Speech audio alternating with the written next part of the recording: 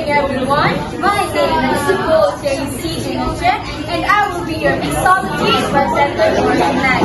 So for tonight, I will be preparing the pina colada, which is a refreshing pineapple drink, and it is also blended. So here is our ingredients. First, we have our white rum. Then, we have our pineapple juice, unsweetened, our coconut milk, and our garnishes, which is the pineapple rings and cherries. So now I will be preparing the drink. So my drink is very easy. You just have to blend everything all at once until it's smooth in. So that will be my procedure. So I will now begin to create my drink.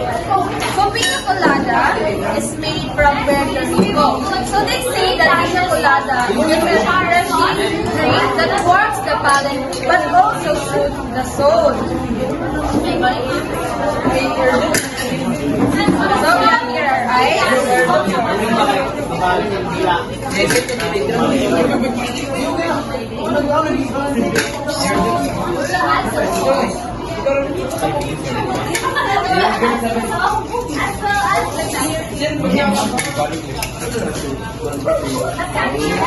So a fun fact, pina colada was made by only a bartender. So he experimented this drink. He made this with a touch of pineapple at the side and also sweet coconut milk in the pantry. So pina colada was made by Ramon Monchito at Carlin Hilton San Juan, which is a hotel that he worked for. So now we have our ice in our blender jar. Now I will put the white rum, our Tanduay white rum. So we will only use one and a half ounce of white rum. So we will use one of these and then one of these. We have here one more.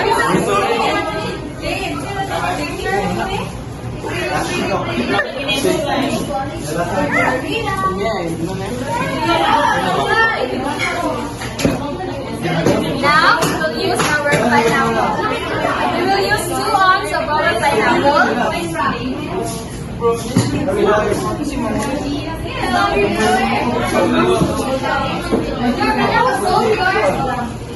Another fun fact, I knew pina colada at the movie. So that movie was Euphoria. One of the characters must belong or know pina colada even at a young age, because you would never know the taste of rum because of the sweetness of our pineapple and coconut milk. So lastly, we have our last ingredient, the coconut milk. We will be using 2 ounces also.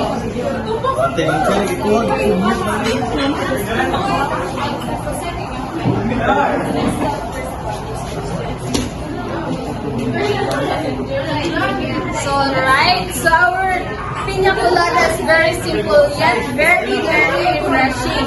So you can use or you can purchase this at our bar whenever it's hot, even at a cold summer night while diving in the pool. So please come with me to book the blender.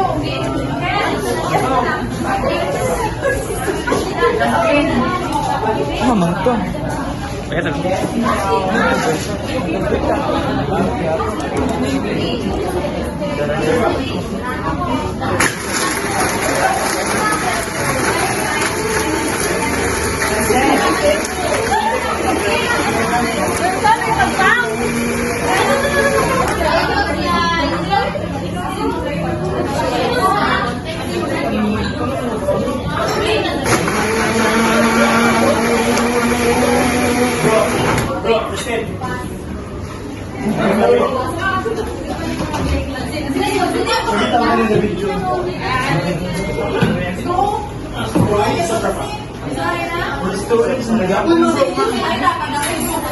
For our pina colada, we will be using our wine glass instead. But our pina colada is really used with a hurricane glass or a Coco Grande. But for now, we aren't available of that glass, so we will use this glass as per instruction.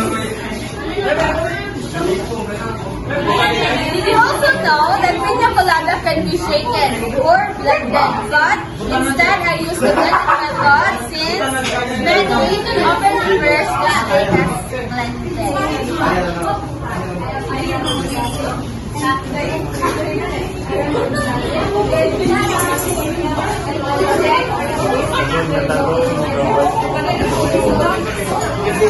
For our garnishes, we have here our 2 pineapple rings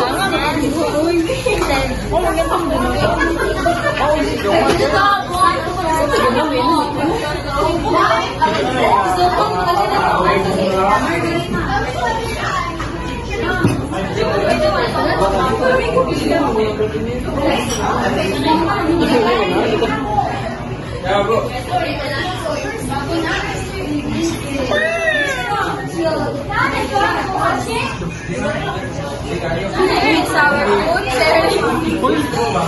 cherry stems.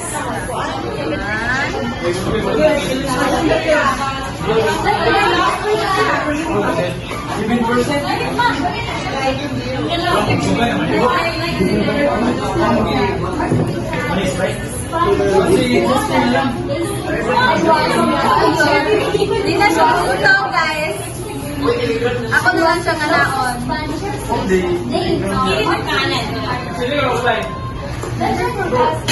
Ay, nakakausap utaw, ha?